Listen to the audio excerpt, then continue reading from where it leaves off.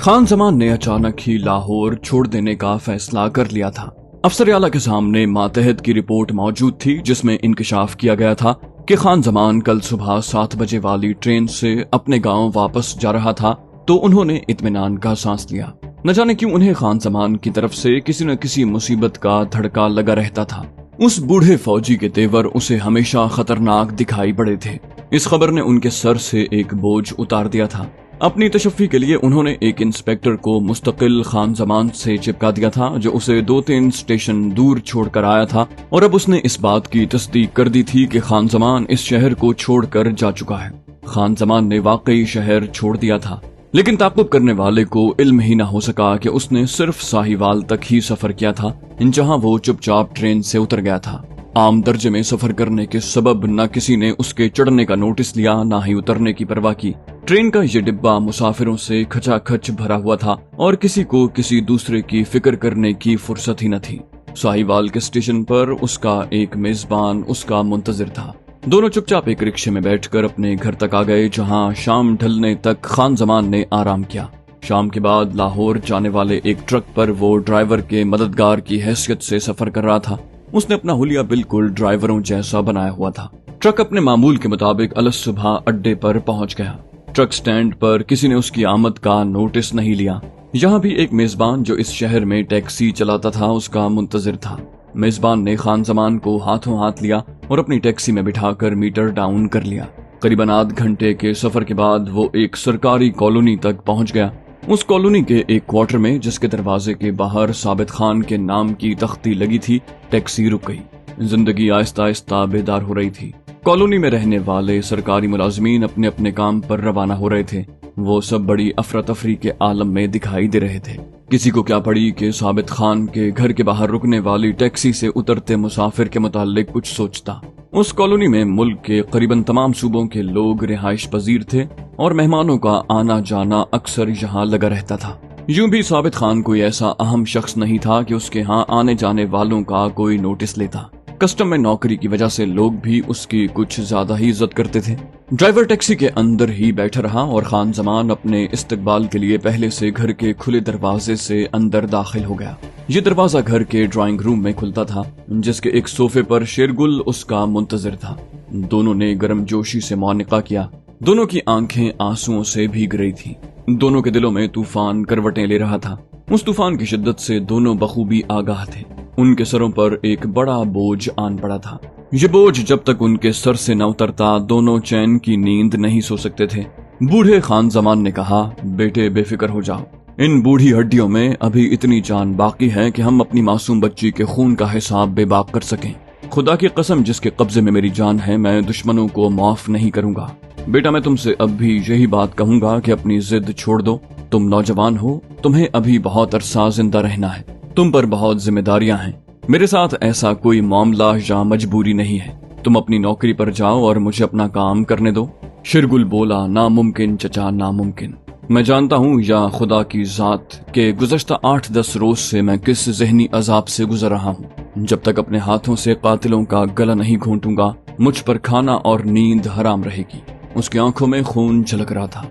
खान जमान की जहां दीदा नजरों ने उसके सीने में अंगड़ाइयां लेते तूफान को देख लिया था। वो बखूबी अंदाजा कर सकता था कि जब तक नजमा के कातिल कैफरे किरदार तक नहीं पहुंचते, शेरगुल को सुकून नसीब नहीं हो सकता। शेरगुल को इस मरहले पर समझाना बेकार था। शेरगुल ने उसे बताया, मैं फारिग नहीं बैठा। मैंने जाकिर के ठिकाने तलाश कर लिए हैं। ये हिसाब जितनी जल्दी चुकता हो जाए उतना ही बेहतर होगा। खान जमान ने कहा, तुम शायद सारी रात जागते रहे हो, थोड़ी देर के लिए सो जाओ। शाम ढलने पर मुझे एक नजर उन ठिकानों का जायजा लेना है, जिसके बाद हिकमत अमली तय करेंगे। बूढ़े फौजी ने उसे मुतमईन करना चाहा। इस दरमियान साबित खान ने, जिसके बच्चे कुछ दिनों से अपने आबाई वतन गए हुए थे, उन दोनों के लिए नाश्ता तैयार कर लिया था। नाश्ते से फारिग होने पर शेरगुल ने एक कागज अपने और खान जमान के दरमियान बिछा लिया, जिस पर लकीरें खींचकर वो उसे जाकिर से मुताल्लिक अपने तय करदा प्लान से आगाह कर रहा था। साबित खान इस दरमियान अपनी ड्यूटी पर जा चुका था। खान जमान के माथे पर कई सिलवटें उभर आई थीं। वो उन लकीरों की जुजियात पर गौर कर रहा था। एक एक नुक्ते की वजाहत उसने शेरगुल से तलब की थी। रास्ते जिनकी निशानदही उसने की थी, उससे मुताल्लिक मुकम्मल तफसीलात उसने पूछी। उन रास्तों को मिलने वाले रास्तों से मुताल्लिक जाना था। بالآخر اس نے اپنے ہاتھ سے 2 نشان لگائے تھے۔ اس نے کہا یہ وہ محفوظ مقام ہے جہاں سے بآسانی فرار ممکن ہے۔ شیرگل نے اس کے فیصلے پر صاد کر دیا، بولا ٹھیک ہے۔ دونوں دوسرے کمرے میں سستانے کے لیے چلے گئے۔ دونوں ہی دیر گئے تک بستر پر کروٹیں بدلتے رہے۔ بالآخر انہیں اونگ آ ہی گئی۔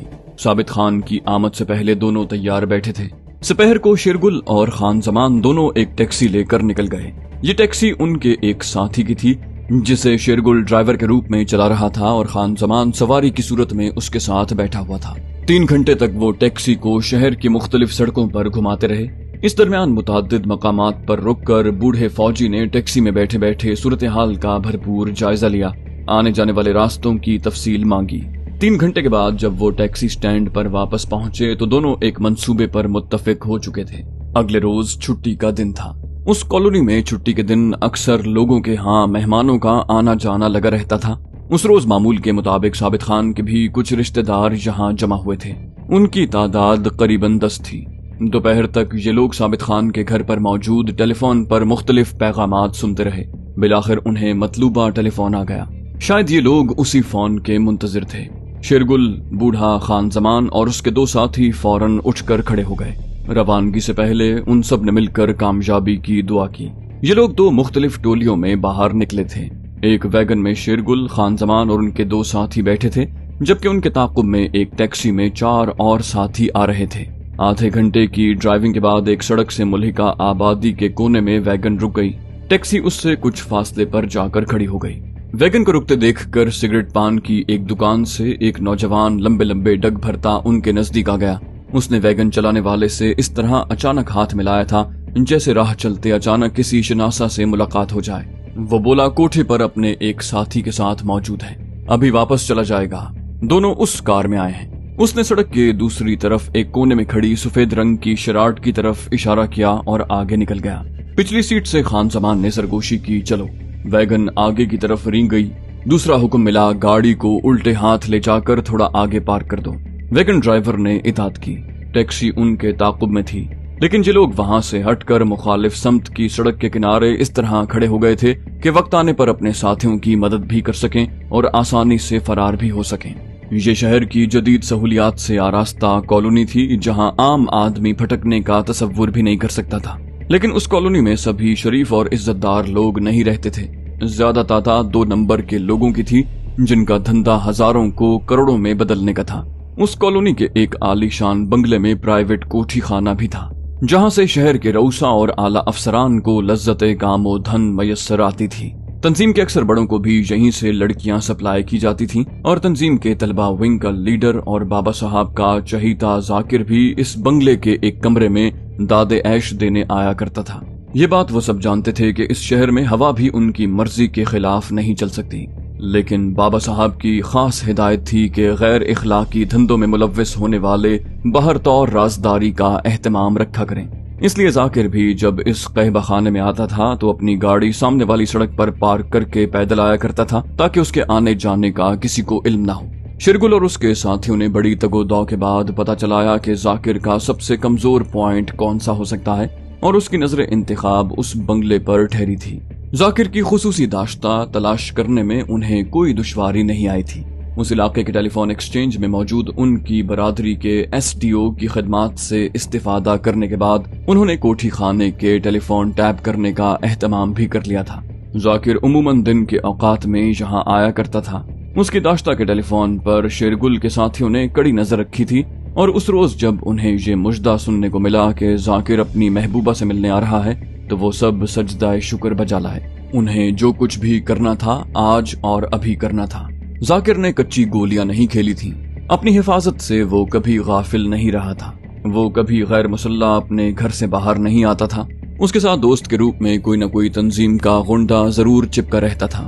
اس کی کار میں ہر وقت 2 جدید اسلحے سے مسلح غنڈے موجود رہتے تھے، لیکن اپنی معشوقہ سے ملنے کے لیے وہ اکثر مسلح جلوس کے بغیر ہی آیا کرتا تھا۔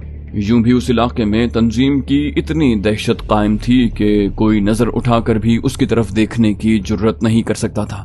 آج بھی وہ معمول کے مطابق اپنی حرام کاری سے فراغت کے بعد اپنے ساتھی کے ہمراہ لمبے لمبے ڈگ بھرتا اپنی کار کی طرف جا رہا تھا۔ कुछ तो ताकत का नशा था, कुछ माशूका से मिलाप का खुमार, और सबसे बढ़कर उस शराब का असर जो उसने अपनी महबूबा के कोठे पर पी थी। वो खुद को आसमान पर तैरता महसूस कर रहा था। गो के उसके साथी ने भी किसी हरामकारी में कमी नहीं की थी, लेकिन उसके हवास कायम थे। वो महसूस कर रहा था कि आज उसके बॉस ने कुछ ज्यादा ही चढ़ा ली है, या फिर यूं ही आज वो कुछ ज्यादा ही नशे में दिखाई दे रहा है। जाकिर भाई संभल के। उसके साथी ने जाकिर के कांधे पर हाथ रखकर सूरत-ए-हाल की संगीनी का एहसास दिलाना चाहा। अबे चुप कर बुज़दिल कहीं के, किसी साले की जुर्रत है जो हमारी तरफ आंख उठाकर भी देखे, सालों को भून कर रख दूंगा। शराब के नशे में धुत वो ऑल फॉल बकने लगा। उसके साथी के लिए आज जाकिर भाई को संभालना एक मसला बना हुआ था। खैरियत गुजरी कि आज छुट्टी की वजह से यहाँ कोई खास रौनक दिखाई नहीं दे रही थी। यूं भी ये बड़ी मॉडर्न आबादी थी। जो कुछ भी था यहाँ चार दीवारी के अंदर था।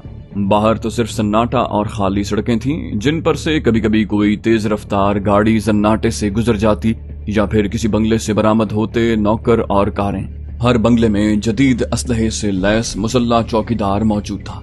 लेकिन बंगले के अंदर ये लोग भी बाहर झांकने का तकल्लुफ कम ही किया करते थे, और उमूमन बंगलों के मेन गेट से मुलिका अंदर बनी छोटी सी चेक पोस्ट पर बंदूकें थामे ऊँघते रहते, जबकि बंगलों के मेन गेट पर मजबूत ताले लगे हुए थे। घंटी की आवाज पर दरवाजा खुलने से पहले ये मुस्तैद चौकीदार दरवाजे में मौजूद सुराख से सूरत-ए-हाल का जायजा लेने के बाद ही दरवाजा खोला करते। जाकिर भाई, जिसे शराब कुछ ज्यादा ही चढ़ गई थी, आपे से बाहर हो रहा था। उसने अपनी जैकेट की जेब में मौजूद पिस्तौल हाथ में थाम लिया था और अपने साथी की मिन्नत समाजत के बावजूद उसे दोबारा जीप में रखने से इनकारी था। बड़ी अजीब सूरत-ए-हाल थी। उसके साथी के लिए नशे में धुत जाकिर भाई को संभालना मसला बना हुआ था।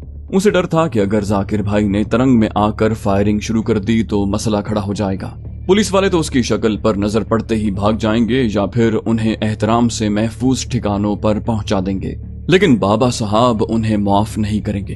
बाबा साहब का हुक्म था कि उस इलाके में कोई गुंडागर्दी का मुजाहरा नहीं करेगा, क्योंकि यहाँ के मकीन उनकी पार्टी का बहुत बड़ा जरिया आमदन थे। माहाना लाखों रुपए फंड के नाम पर उनसे वसूल किए जाते थे। उस इलाके के बड़े बड़े स्मगलर तंजीम को बाकायदगी से अपनी हराम की कमाई का 1/4 हिस्सा भेज दिया करते। गो के उन लोगों को सियासत से कभी दूर का वास्ता भी नहीं रहा था, लेकिन उन्होंने बाबा साहब को कह रखा था कि वो अपने इलाके में तंजीम के किसी रुकन की गुंडागर्दी बर्दाश्त नहीं करेंगे। बहरहाल वो शरीफ और पुरअमन शहरी थे और अपने मामूलात जिंदगी में किसी तरह की हंगामा आराई को पसंद नहीं करते थे। जाकिर भाई के साथी को यही फिक्र दामनगीर थी कि अगर खुदा न खास्ता जाकिर भाई ने एक आध हवाई फायर भी कर दिया तो लेने के देने पड़ जाएंगे। उसने किसी न किसी तरह जाकिर भाई के हाथ में पकड़ा पिस्तौल लेकर अपनी जैकेट की जेब में रख लिया था और अब उसके कंधे पर हाथ रखे उसे गाड़ी की तरफ ला रहा था। जाकिर भाई का नशा अचानक ही हरन हो गया था और उसके साथी के हाथ पांव भी इस नागहानी आफत से फूल गए थे जो अचानक उन पर आन पड़ी थी। वैगन इस तरह अचानक उनके सरों पर नाजिल हुई थी कि किसी को कानो कान खबर न हो सकी। मजबूत हाथों ने दोनों को दबोच कर बेबस कर दिया था। हमलावरों ने उन्हें इस तरह और इतनी तेजी से जकड़ा था कि वो ढंग से उनकी शक्लें भी न देख पाए थे। सड़क सुनसान थी। इक्का दुक्का गाड़ी जो यहाँ से गुजरती उसके सवारों के पास इस हंगामा आराई को देखने के लिए शायद वक्त ही नहीं था। यूं भी खान जमान की कमान में उसके साथियों ने इस बरकरफ्तारी से काम किया था कि शायद किसी को कानो कान खबर नहीं हुई थी। दोनों के मुंह टेप से बंद थे और हाथ पांव बंधे हुए थे और वैगन में बेबस भेड़ों की तरह ढेर थे। वैगन तेज रफ्तारी से अपनी मंजिल की तरफ गामजन थी। दूसरी सड़क पर मौजूद टैक्सी सवारों ने वैगन की रवानगी का इंतजार किया, फिर वो उनके ताकुब में रवाना हो गए। 15-20 मिनट के बाद वो लोग अपने महफूज ठिकानों पर पहुंच चुके थे। ये एक मोटर गैराज था जिसके एक हिस्से में गैराज के मालिकान रिहाइश पजीर थे। छुट्टी की वजह से गैराज बंद था। वैगन में से उतरकर एक सवार ने उसका मेन गेट का ताला खोला और वैगन को अंदर ले गए। दोनों ज़ेरे हिरासत दरिंदों को जब डंडा डोली करके बाहर निकाला गया तो उनकी आंखों पर पट्टियां बंधी हुई थी। उनके फरिश्तों को भी इल्म न हो सका कि उन्हें किस रास्ते से कहां लाया गया था और ये लोग कौन थे। वो तो ढंग से उनकी शक्ल भी न देख सके थे। दोनों को एक दूसरे से अलग अलग कर दिया गया था और अलहदा कमरों में ले जाया गया था। जाकिर की आंखों से पट्टी खुलने पर उसके मुंह पर पानी से भरा ग्लास फेंककर इख्वाकारों ने अपना तारुफ करवाया। खान जमान और शेरगुल की शक्ल पर नजर पड़ते ही जाकिर ने गुस्से से बेकाबू होकर बोलना शुरू कर दिया। तुमने अपनी मौत को दावत दी है, तुम बच नहीं सकते, कुत्ते की मौत मारे जाओगे। शेरगुल बोला, शायद मौत के सदमे ने अभी से तुम्हारा दिमाग खत्म कर दिया है। उसकी आवाज में जाने क्या कहर छुपा था कि जाकिर को एक सनसनी अपने सारे जिस्म में दौड़ती महसूस हुई। शेरगुल बोला, फिर भी मरने से पहले तुम जी भर के बकवास कर सकते हो। अफसोस, इससे ज्यादा हम तुम्हें कोई रियायत नहीं देंगे। तुम एक बुज़दिल और बेगैरत दुश्मन हो। तुमने एक बेगुनाह और मासूम लड़की की जान ली है, इसलिए हमसे किसी अच्छी मौत की तवक्को न करना। मेरी ख्वाहिश थी कि तुम्हें गोली मार कर तुम्हारा काम तमाम कर दिया जाता, लेकिन नहीं, तुम इससे बड़ी सजा के मुस्तहिक हो। तुम्हारा अंजाम बहुत भयानक होगा। तुमने बड़े बेगुनाहों को महज अपनी ताकत की नुमाइश करने के लिए मौत की नींद सुला दिया। तुम भी मरोगे, आज ही मरोगे, लेकिन बहुत बुरी मौत। शेरगुल फुनकारा और जाकिर सहम कर रह गया। जाकिर ने संभल कर कुछ कहना चाहा। मैं अभी तुम्हें यही कहूंगा कि तुम मुझे नहीं जानते। बूढ़े खान जमान ने उसकी बात काटते हुए कहा, मैं तुम्हें जानता हूँ। तुम जिस मुल्क का खाते हो उसको डसते हो। बुज़दिली और हवसे इक़्तिदार में अंधे हुक्मरानों को बेवकूफ बनाकर और कत्ल गारतगरी का बाजार गर्म करके तुम शायद ये समझ रहे थे कि अब तुम्हारे रास्ते की तमाम रुकावटें खत्म हो गई हैं, लेकिन याद रखना, तुम मिसाल बन जाओगे। हम साबित करना चाहते हैं कि जब हम जैसे बेबस और नाकिस इंसान तुम जैसे वहशी दरिंदों को कुचल सकते हैं, तो हुकूमत तुम्हारे मुंह में लगाम क्यों नहीं देती। शेरगुल अपने अफसर आला के सामने मौजूद था। वो आज सुबह ही दफ्तर पहुंचा था। दफ्तर पहुंचने पर उसकी हालत कुछ अच्छी नहीं थी। अफसर आला के हुक्म पर उसका तिब्बी मुआयना भी करवाया गया। डॉक्टरी रिपोर्ट के मुताबिक उस पर बेपनाह तशद्दुद किया गया था। शेरगुल ने अपनी गुमशुदगी की रिपोर्ट दर्ज करवाते हुए तंजीम के एक MPA और काउंसलर पर इल्जाम लगाया कि उन्होंने अपने 5 मुसल्लह साथियों के साथ उसे अगवा किया और 59 में ले जाकर उस पर तशद्दुद करते रहे। उसने अपने बयान में कहा कि उन्हें इस बात का गुस्सा था कि मेरी मासूम बहन ने उन दरिंदों की मज़ाहमत क्यों की और वो जिंदा उनके हाथ क्यों न लगी। शेरगुल ने अपने इगवा की वजूहात में मार्केट में फायरिंग के वाक़े को बुनियाद बनाया और कहा कि उसे तंजीम की तरफ से वार्निंग दी गई थी कि अपना तबादला करवा कर यहाँ से हमेशा के लिए चला जाए, वरना उसे भयानक नताइज का सामना करना पड़ेगा। उन लोगों को इस बात का गुस्सा था कि मैंने न सिर्फ उनके नाजायज अहकामात की तामील से इनकार किया, बल्कि मुल्जिमों को शनाख्त करते हुए उनके खिलाफ मुकदमा भी दर्ज करवा दिया। शेरगुल ने बताया कि अगवाकार उस पर 5 रोज तक तशद्दुद करते रहे। इस दरमियान उन्होंने उसकी बहन के कत्ल की खबर भी अखबारात में उसे पढ़ाई और इस मसले पर उसे ज़हनी अजियत का शिकार रखा। शेरगुल ने बताया कि गुज़श्ता 3-4 रोज से उन्होंने उस पर तशद्दुद करना बंद कर दिया था और उसे बताया गया था कि किसी रोज भी मुनासिब मौका देखकर उसे गोली मार दी जाएगी और उसकी मस्ख शुदा लाश किसी गंदगी के ढेर पर फेंक देंगे। उसने बताया कि उसकी खुशकिस्मती थी या फिर कुदरत ने अभी उसे जिंदा रखना था कि उसे फरार का मौका मिल गया और कल शाम वो अगवाकारों के चुंगल से निकलकर पहले अपने घर पहुंचा और रात घर कयाम करने के बाद सुबह यहाँ रिपोर्ट करने आया है। अफसर आला और शेरगुल के साथियों ने उसकी जुर्रत पर उसे दाद दी, उसकी बहन की इंतकामी मौत पर दुख का इजहार किया और उसे यकीन दिलाया कि जल्द ही कातिलों को कैफरे किरदार तक पहुंचाया जाएगा। अफसर आला और उसके साथी शेरगुल के लिए अपने दिलों में रहम और हमदर्दी के जज्बात महसूस कर रहे थे। वो जानते थे कि कातिल कौन है, लेकिन कातिलों पर अंगुश्त नुमाई की हिम्मत भी नहीं रखते थे। शेरगुल ने कहा, जनाबे वाला, मेरी सिर्फ एक ख्वाहिश है कि मुझे इसी शहर में खिदमात पर मामूर रखा जाए। मैं अपने मुल्क के दुश्मनों को ये तासुर नहीं देना चाहता कि हम बुज़दिल हैं। मेरी मासूम बहन ने इसलिए कुर्बानी दी है कि अगर मैं मैदान छोड़कर भाग गया तो उसकी रूह के सामने शर्मसार हूँगा। अफसर आला ने कहा, तुम बेफिक्र रहो शेरगुल खान, हुकूमतें बहुत देर तक मसलहतों का शिकार नहीं रहा करती। मैं तुम्हारे जज्बात जानता हूँ। मैं हुकूमत से तुम्हारी तरक्की की सिफारिश करूंगा। एजेंसी को तो तुम जैसे जिम्मेदार और मुहिब्बे वतन अफसरान पर नाज है। तुम लोग हमारी आबरू हो और अपनी आबरू की हिफाजत एजेंसी का फर्ज है। अफसरान आला खास से जज्बाती हो रहे थे। उनके हुक्म पर शेरगुल को इलाज मौलजे की बेहतरीन सहूलतें फराहम की गईं और 1 हफ्ते की रुख्सत के साथ आराम करने भेज दिया गया। अपने खुसूसी इख्तियारात के साथ अफसर आला ने उसकी जुर्रतमंदी को खिराज तहसीन पेश करने के लिए उसकी अगले दर्जे में तरक्की की पुरजोर सिफारिश कर दी थी।